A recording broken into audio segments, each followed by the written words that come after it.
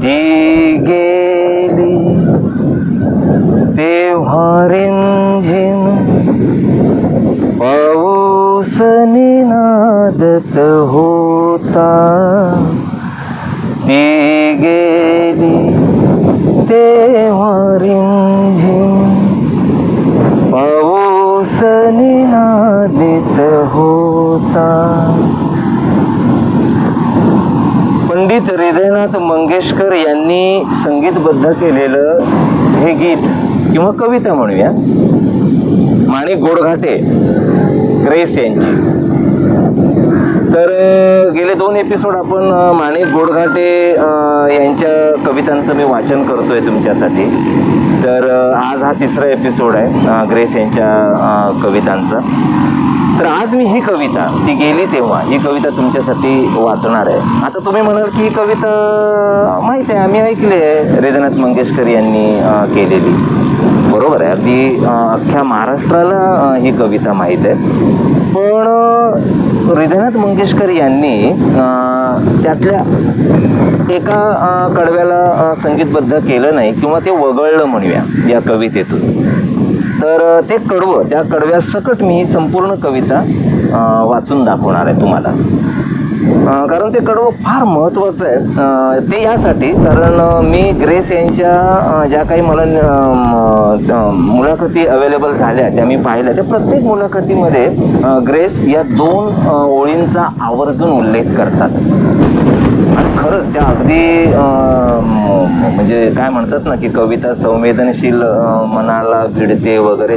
तुम्ही संवेदनशील असा नसा त्या 2 ओळी तुम्हाला भिडतात, तुमच्या डोक्यात टिक टिक टिक टिक काहीतरी सुरू करतात. त्या 2 ओळी आहेत. तर ती कविता अशी आहे, कविता पूर्ण वाचतो आणि त्या 2 ओळी आल्याच्या नंतर अर्थातच मी तुम्हाला सांगेन की या त्या 2 ओळी. तर कविता अशी आहे, ती गेली तेव्हा रिमझिम पाऊस निनादत होता. मेघात अडकली किरणे हा सूर्य सोडवित होता.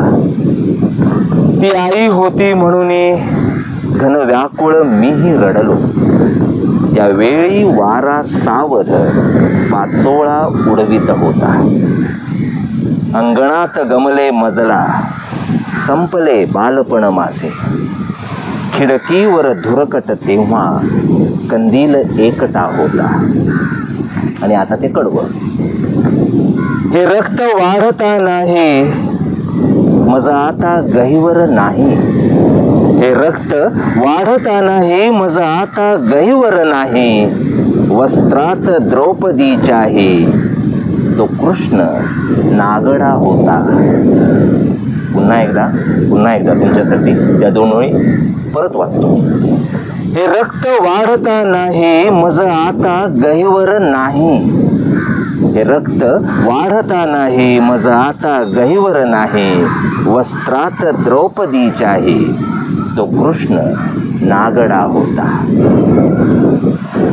बघा मित्रांनो, कविता पुन्हा एकदा ऐका, हा व्हिडिओ पुन्हा एकदा बघा किंवा तुम्ही पुस्तक घ्या विकत. ग्रेस यांची सगळी पुस्तकं वाचायला हवीत. अफाट प्रतिभा असलेला एक कवी आपल्यात होऊन गेला आणि आपण त्याची दखल घ्यायला हवी. काही कवी असे आहेत ना जे फक्त ना काही ठराविक लोकांकडून किंवा एका गटाकडूनच वाचले जातात. उदाहरणार्थ नामदेव ढसाळ किंवा मग ग्रेस. तर नामदेव ढसाळ यांचा विषय निघालाच आहे. तर तुम्हाला एक गोष्ट सांगतो की नामदेव ढसाळ म्हटल्याच्या नंतर काय होतं ना, तुम्ही गोलपीठ हा वाचलाय का असा समोरचा माणूस त्याचा अभ्यास असेल तर विचारतो. अगदी तसंच आहे ना, ग्रेस यांचा विषय निघाल्याच्या नंतर चर्चबेल वाचलाय का असं विचारलं जातं. तर चर्चबेल वाचा तुम्ही. त्यांची आणखी इतर पुस्तकं आहेत, मी मागच्या एपिसोडमध्येही सांगितली. संध्यामग्न पुरुषाची लक्षणे, त्यानंतर हे चर्चबेल. तर ती विकत घ्या पुस्तकं त्यांची, ग्रेस यांची. माणिक गोडघाटे हे त्यांचं खरं नाव, टोपण नाव ग्रेस. तर तुम्ही, आणि त्यांची नाही गंमत होती, त्यांचं ते प्राध्यापक होते, मराठी विषय शिकवायचे. आणि त्यांचा कविता शिकवण्याला ठाम विरोध होता. म्हणजे नाही, म्हणजे कविता ही शिकवायची नसते.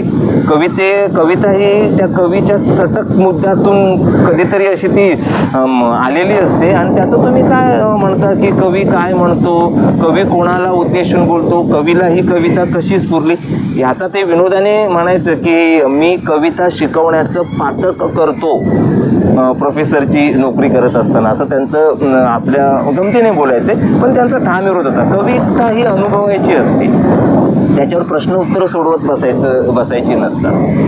असो, तर आपला एकंदरच शिक्षणाचा कारभार प्रश्नोत्तरांवरती आधारित असल्यामुळे आकलन, हळवं होणं याच्याशी काही शिक्षण व्यवस्थेला घेणं देणं नाही आहे. तो नंतरचा विषय, वेगळ्या व्हिडिओचा विषय.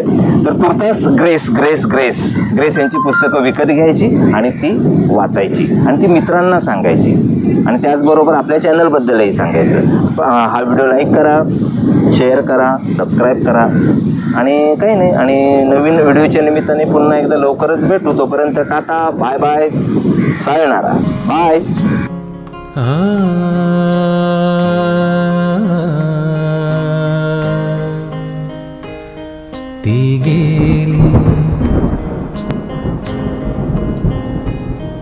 ती गेली तेव्हा रिमझिम पाऊस निनादत होता. ती गेली तेव्हा रिमझिम पाऊस निनादत होता.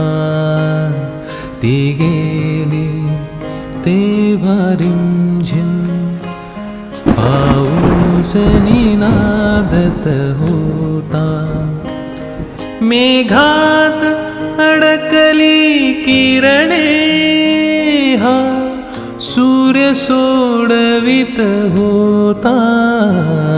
ती गेली तेव्हा रिमझिम पाऊस निनादत होता.